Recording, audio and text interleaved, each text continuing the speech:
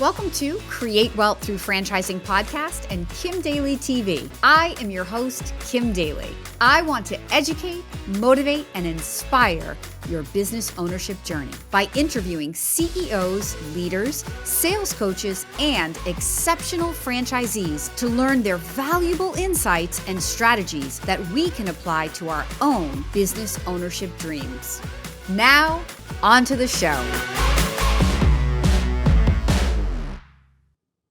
Welcome back to Create Wealth Through Franchising Podcast and Kim Daly TV. Our special guest in the house today, guys and gals, he's bigger than Kim Daly is on YouTube. So let's bow down to Mark Kohler, the king of YouTube. Mark, welcome to the studio of Kim Daly TV. Thank you so much for having me. I thought I was king of the nerds. This is up level for me. I'm so honored to be here. Oh my gosh. Ladies and gentlemen, we spend a lot of time setting up the conversation of how do you invest in the right franchise? How are you successful in your business? But we don't spend a lot of time talking about how do you, can I say avoid, or how should I say it, Mark? How can you avoid paying tax? We don't spend a lot of time talking about saving more money by not paying it out in tax. And that's what Mark is here to do. He's an attorney. He's a keynote speaker. He's a best-selling author. And did I mention, yes, I did, he's the king of YouTube. So Mark, with that introduction, why don't you introduce my followers a little bit to who you are and what you do? And then we're going to dive into this juicy topic of giving these people some advice on how to make more money in their current business. Oh, I love it. And again, this is such an important topic because so many of us rush out the door to make more money. And then on day two, we're like, okay, what do I do with my books? Oh my gosh, how much do I save for taxes? Am I going to pay taxes? How do I do it? And what entity do I need? And oh my gosh. And then we go to Google to try to find the answer we like, not that it's the most accurate. And so it gets to be really, really challenging for the small business owner to find the right tax and legal plan, if you will, or structure. And so I'm a CPA tax lawyer specializing in Main Street America. Most tax lawyers with my pedigree are like rushing off to the big cities to do corporate mergers and be in the TV show Suits. And that's their game. And I just love small town America and business owners that could range from a landscaper to a doctor to an anesthesiologist to an engineer, an online influencer, just that small business owner that's trying to make it happen. So we have a law firm that we help clients all over the country just through Zoom and give them real practical advice. We have a trust company to help people invest their IRAs and 401ks, and then our CPA enrolled agent tax network where I'm training accountants that speak Mark Kohler. And so we're trying to get that word out to everybody through multiple avenues, and you'll see me on YouTube and on Amazon and all that, just trying to spread the good word that the American dream's still alive. You can do it. The tax and legal is not as hard as you think, and it's so easy to captain your ship. And that's what I'm doing, and it seems to be resonating with some folks, and I'm just so grateful to be here and share the message with you. It's so good, and it's such a needed advice because there isn't anybody in my world. Look, I've been doing what I've been doing, Mark, for 22 years, and I haven't run across anybody like you. I've come across thousands of questions, and I'm like, get a good CPA. You're like, ask your CPA. Like, I'm always deferring to the CPA. I'm not going to give you that advice. I'm not qualified to do that. You know, I might be like, what are other franchisees in your system doing? But here's the expert here today. Does Kim Daly find the best people to interview so I can provide you with the best information? Yes, she does. Mark and I, when I read his bio, I said, I need to have him on my show because we are both speaking to building the American dream.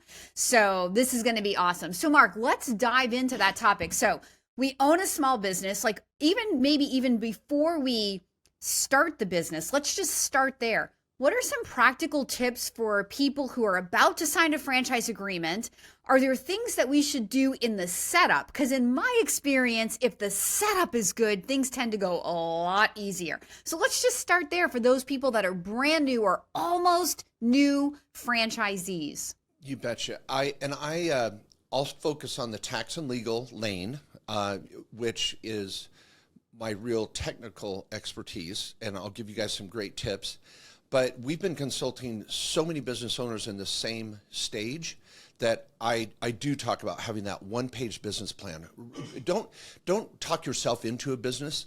try and talk yourself out of doing that business and see where the weaknesses really are and where your strengths and weaknesses are in the franchise you're looking at or any small business. That business plan process is there to help you avoid a disaster and also find a golden nugget and be discriminate, be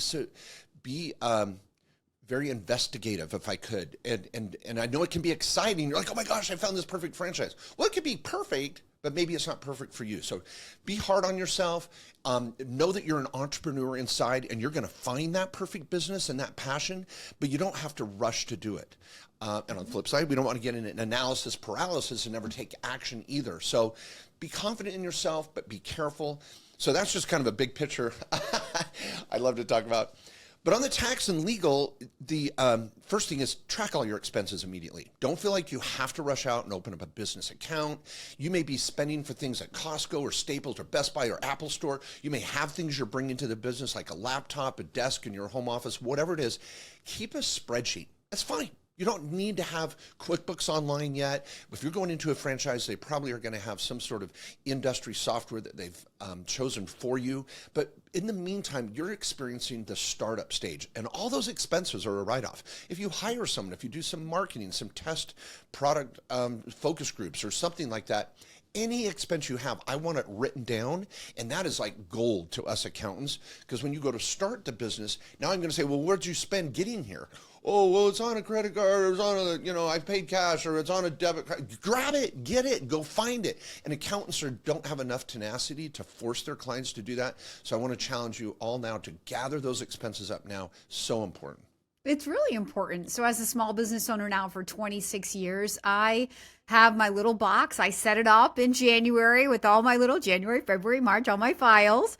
And then as I spend money or invest money to make money, I put the receipts in each little file, and then I give that to my bookkeeper, and she puts it all into the spreadsheet, and it goes off to my accountant, and then he comes back with the good or bad news about what I owe the federal government. It's a highly refined process, but it's still a paper process, and you just have to be consistent. And as you get into becoming a business owner and you realize, oh, this is a write-off, oh, this is a write-off, right? The more you do it, the more excited you are to put that receipt into the file to make sure that you get your tax credit. So switch over to the attorney side. So not that we're going to give any legal advice on the show in any way. And let me say this, I know I'm giving some damn legal advice and I can do it. I'm a lawyer, so let's go there. Damn it. I'm on the I hook, don't know. not It you. makes me nervous. Okay. I'm good. He's saying it, not Kim Daly. Yeah. So in terms of some people will say, oh, Kim, so what kind of entity should I set up for my business? Mark, are there fast and furious rules about, well, if you have this kind of business, you want an S Corp, or if you have this kind of business, you want an LLC? Or is that dependent on how the person's building the business and what kind of outcome they might even want to get out of it? Yeah, there's a lot of variables, and it doesn't have to be complicated, so I want to give some basic advice on where to start there, absolutely. And if you'll allow me, I want to digress and just go back to your last comment about your system. And Kim, sure. So many business owners need to be doing at least what you're doing with your accountant, but I would propose that's level one. That's level one. Like what Kim's doing with her books and handing her crap off to a bookkeeper, and the bookkeeper's like, well, tell me about your debit cards and all your credit cards, blah, blah, and she's trying to gather all that. What did you pay for in cash? A good bookkeeping system. That's level one. But then when you hand it off to your accountant, do not absentee leave the room, leave the process. You're the captain of your freaking ship. You should know, hey, am I writing off my kids in a creative strategy? What am I doing for my auto? Did I write that trip off? What can I do better with my electronics and my cell phones? Are all my kids on my board? Are my spouse on my board? My family members? Where am I deploying my money? Am I using the right retirement account? What am I doing for my health care? Okay. Your accountant is not going to freaking pull that out of a hat for you. You've got to be at the table. You've got to be present. And those strategies are not that hard. Oh, this is how I pay my kids. Oh, this is how I deal with my health care. You should know in general, and if your account looks like a deer in headlights when you say, I want to talk about a health savings account, and they're like, blah, blah, blah, blah, blah. Okay, you got the wrong freaking accountant. So that's level 2. And so many people think I could just hand it off and bye, and I'll come back and pick up what I owe. Kim, I want to save you freaking thousands. And you've got to know if your accountant is on the right path for your ship. And if they're not, you're throwing them overboard and getting someone else. And it's not that hard to find a good accountant too. So sorry, I get excited. Yeah, I'm leaving out a lot of steps because my accountant is more like my friend and my advisor in so many other ways. I talk to my accountant over text, email, phone, probably every other week. So we are hand in hand. Like, I don't make a move without calling Jeff. You know why? You know why, guys? Because like, it's funny. Like, I'll be like, oh my gosh, like that's $120,000 expense. And so then I call Jeff and he's like, yeah, but after the tax credit, it's actually only 40 grand out of your pocket. I'm like, he always makes me feel better about spending money. So you got to have an accountant that literally, I think, is like my guy. He's readily available to you and he can give you, you know, he knows where you're at and he can give you the real world, like, okay, this is what it actually costs, because it doesn't cost that because of the tax advantage. That's a well taken point. Yes, I love it. And you're doing it. And see, it's so nice that you shared that, because if we would have left this conversation with people thinking, oh, this is what Kim does and hands it off. Okay, no. Notice what Kim said. She's taken it to level 2 where she has an advisory relationship. Right. That's what business owners are dying for and starving for. They just don't want someone to prep their taxes. They want a tax advisor. Right. And so what I created 2 years ago was my Main Street Tax Pro Network, and I'm training accountants and enrolled agents around the country. We can talk about that later or whatever. And I've got a link where any of you, they're like, I need to find one of those, and I want to interview them and find them. I got a network for you. Cool. Don't worry about that for the moment. Stay to the end. We'll give that on at the end. Yeah. You're going to love it. And so, but listen to what she's got, guys. This is so deceptively important. She's got a tax advisor, someone she's meeting with monthly. Now, she's got a great relationship, someone that will take her call wherever. I wouldn't take Kim's call. But I would do this. What I would do is say, Kim, let's have it. What a good advisor should say, Kim, I don't want you calling me in the middle of freaking night. They're going to say, let's have a call every month. So on the first Wednesday of every month, we're going to meet for a half hour. We're going to talk about what transactions are going on. Did you hire someone new? Did you expand this? How much did you make? How much did you take out? Blah, blah, blah, blah. And so all of those conversations should be scheduled to be talked about. Mm-hmm. And that's a tax advisor that's really invested with you in your business. And holy crap, I got people like, Mark, I'll pay you $1,000 because I know you're going to save me 10. Mm-hmm. Your tax advisor call should be your most important call of the month in how you save money. Taxes are your number one cost, but no one wants to talk about it. Schedule the call, find the advisor, build that relationship even before you buy the freaking franchise. Because once you freaking let that train leave the station, you're going to be going 100 miles an hour soon, and you've got to have that relationship where you can go down the engine and go talk to your engineer and go, hey, what's going on? Yeah. It's so important. It's really good advice. It's really fun. Yeah.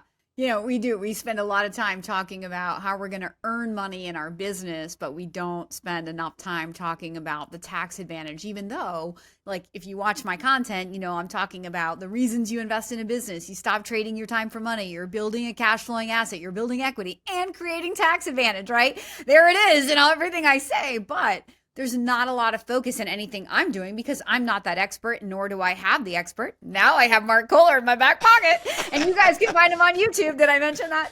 I love YouTube, Mark. I think it's great. So, okay, so that's a really good setup. Go ahead. Yes. I feel bad because I want to get back to your first question, but this, you opens up to Pandora's box. Forgive me, Kim. I want to say is that I just love that you people are the captain of your experts. And don't let them demean you, talk down to you, think they're smarter than you. If you ever feel shamed or demeaned by your advisor that thinks you're crazy, you got the wrong freaking advisor. They need to be on the same side of the table with you, not across the table from you. And that's just so important. And you know my wealthy clients, they understand tax strategies. You want to get rich? That's the theme of this show. You got to know where your money's going. You got to have a good understanding of what a balance sheet is and a financial statement and be able to open your tax return and go, yeah, if your lender for your next rental property knows your tax return better than you got a problem. And so, and it's okay. You're going to get over this. I know there's so many demographics of young, old, male, female that are like, oh, numbers scare me. Well, own it.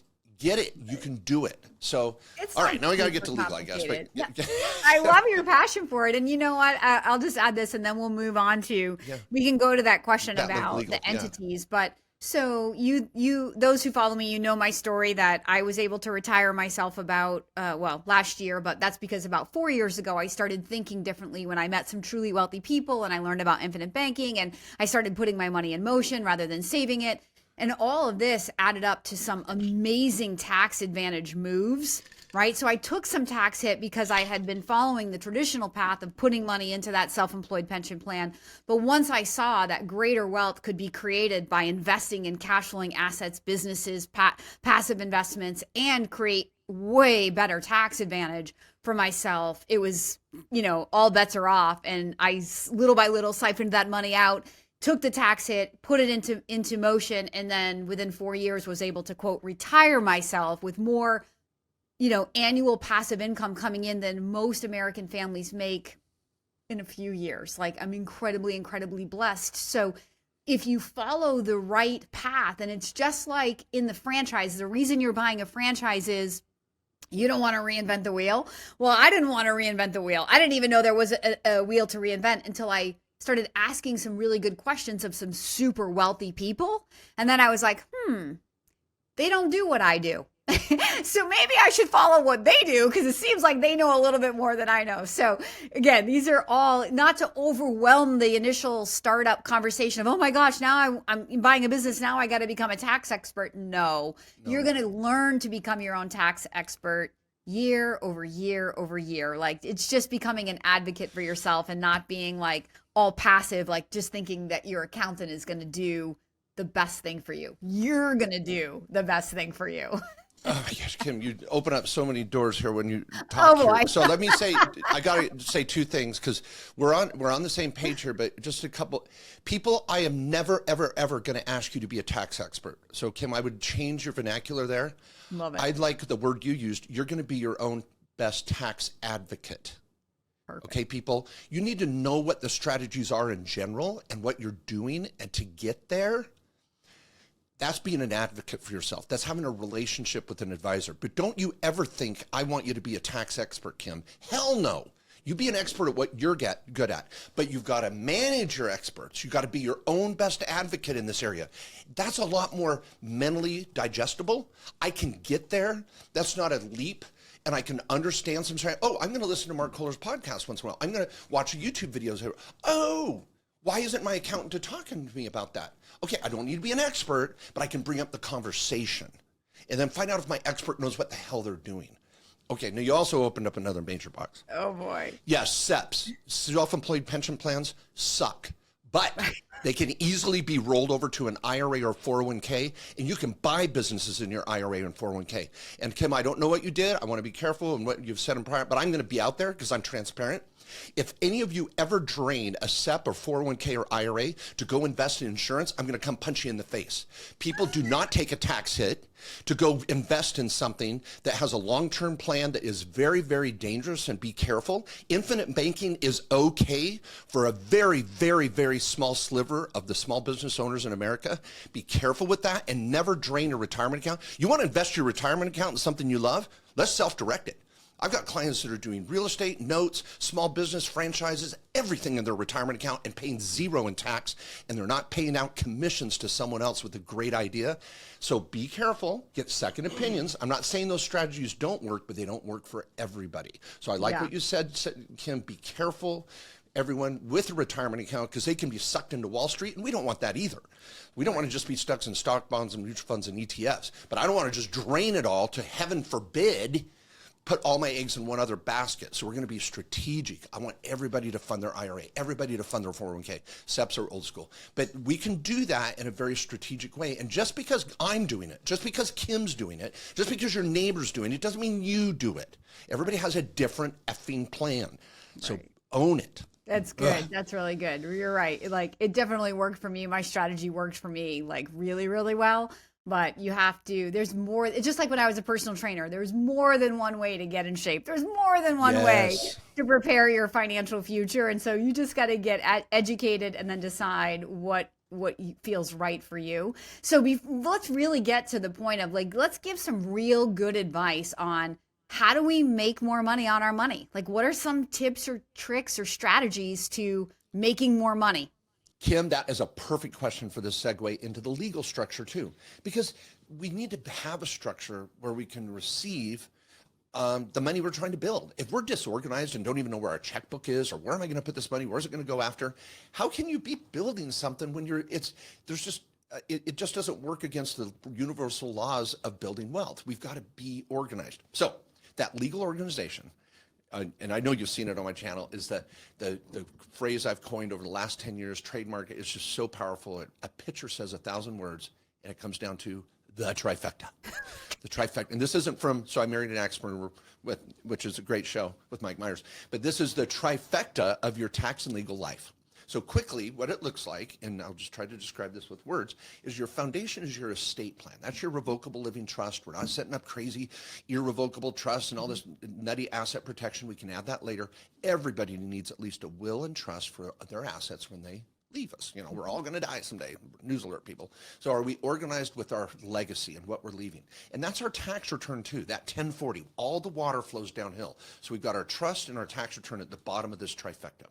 Then on the left, we have our operations, and on the right, we have our assets. And we want to let the left side do what it does best, and that's make money, take awesome write-offs, and then as we make money in our side hustle, main hustle, franchise, whatever that small business is, or multiple small businesses, we're going to take that money and shift it over to the asset side so it can start working for us in multiple ways, from rental property to investments inside or outside. Multiple units in your franchise. Yes. Whoa. Okay. Now, see what you just said, Kim, that's not assets. That's operations. So if I'm going to be doing operations with my franchise and adding additional stores, additional franchises, additional small, that's operational. I'm building my machine over here. Okay. Now, if I'm going to be a passive, and Kim calls me up and says, hey, Mark, you want to invest in a business of mine? I've got this new idea. I'll be like, okay, how materially involved am I going to be? Is that an asset to me, or is it my operational side? I don't know. But if I'm the main operator and I'm building all these small businesses and operations and franchises and structures, that's my operational side. Then I'm going to take that profit and make it work for me over here, unless I'm going to redeploy it in my ops. But I'm going to pull it over here and diversify. I'm going to buy rental property, commercial property, my own investments. I'm going to invest in stocks, bonds, and mutual funds, notes, insurance, whatever.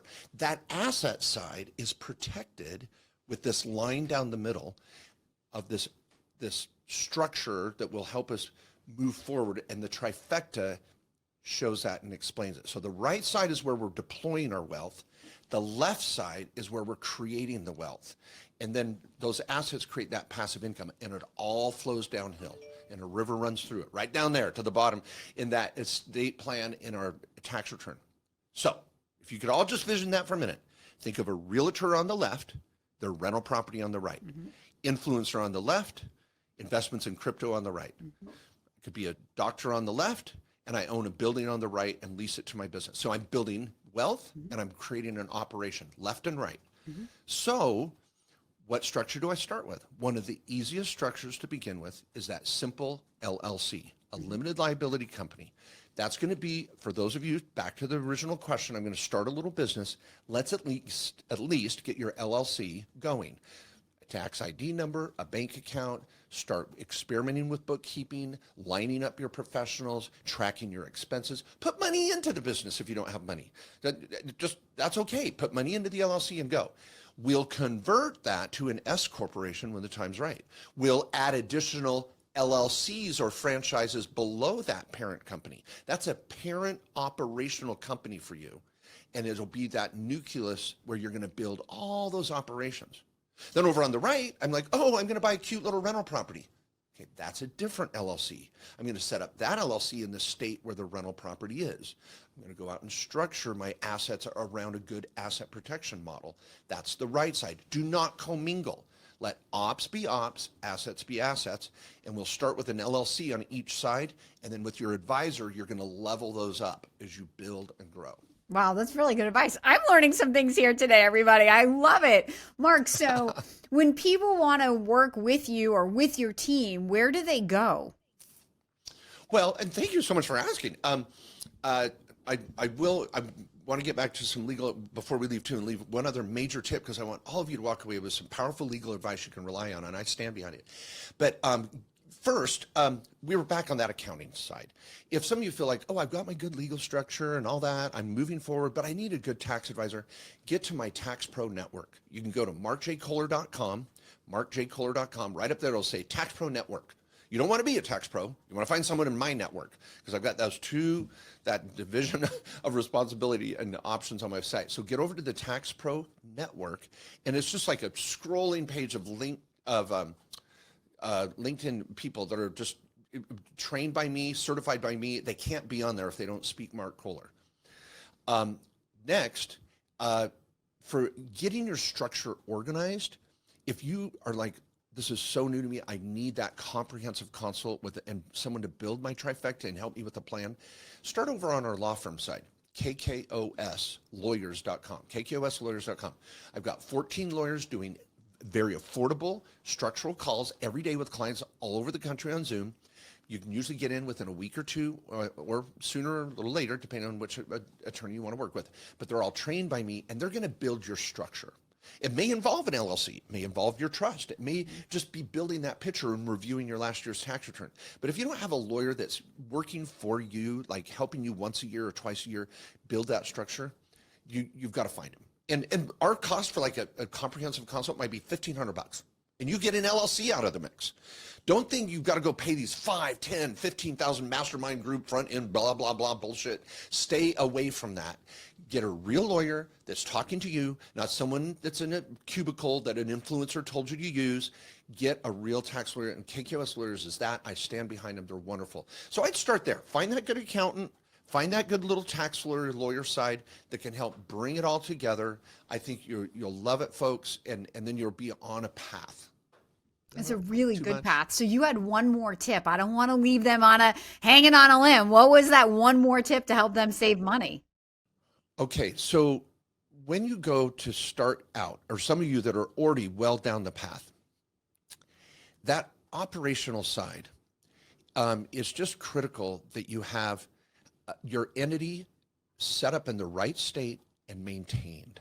It sounds so simple, but people jack it up all the time because there's wolves out there in sheep's clothing. So if I'm starting a business in Florida, or I'm up in Oklahoma, or I'm out in Oregon, and I'm going to start my little business, set up your entity in the state where you live. Do not get sucked into this Wyoming crap, Nevada crap, Delaware, whatever. You're a small business owner on Main Street America starting a franchise. Wherever that store, that online presence is going to be, which means where you live. Now, I don't care if your servers are in Yugoslavia. Where you live is where your LLC is going to be. That's your first step. And then you don't have an LLC with one sheet of paper. Oh, I went to the state, I paid $50, or I went to LegalZoom for $200. I have a whole service where we just fix LLCs for people because they think they can click one box and they're done. There's a process. You're going to have an operating agreement, minutes, a stock certificate. You're going to get a tax ID number. You want everything set up for success and then maintain it. We got the new FinCEN reporting, the BOI report that has to be done within 90 days. And if you try to click this out on your website by yourself, you're going to jack it up. So that first new entity, get that structure, get that plan, set it up in the state where you live, and then just start practicing being a business owner, doing what Kim said, tracking your expenses. When that new entity, it's like a little child and you want to help it grow, and it may not support you right away. Don't just quit your day job and put all this pressure on this little small business. Let it matriculate. Let it turn from an adolescent to a teenager to a young adult and go, oh, now I can survive on this. You might be working nights and weekends on that small business until it can support you. Don't put undue pressure on it, and set up the entity where you live. It's sort of fun, I think, to be like, I always think it's fun. I do some parts of my what my attorney used to do for me, my business attorney, because there were certain things I'm like, Nadine, why am I paying you to do this? Like, what is it, like filing your minutes, like her rates are ridiculous, right? I'm like, I can do that. I'm keeping them. Where do I go? And you go to the state of New Hampshire and there's my LLC. My little LLC and the whole list of all the companies registered in the state of New Hampshire. I don't know. It makes me feel kind of proud of myself, right? So there are certain things that once you take ownership of it, it's kind of fun, and it gives you that identity of being a business owner, which, you guys know I'm the mindset coach. And if you can't embody that which you're trying to be, you're never going to actually be it because, life flows from us, not to us.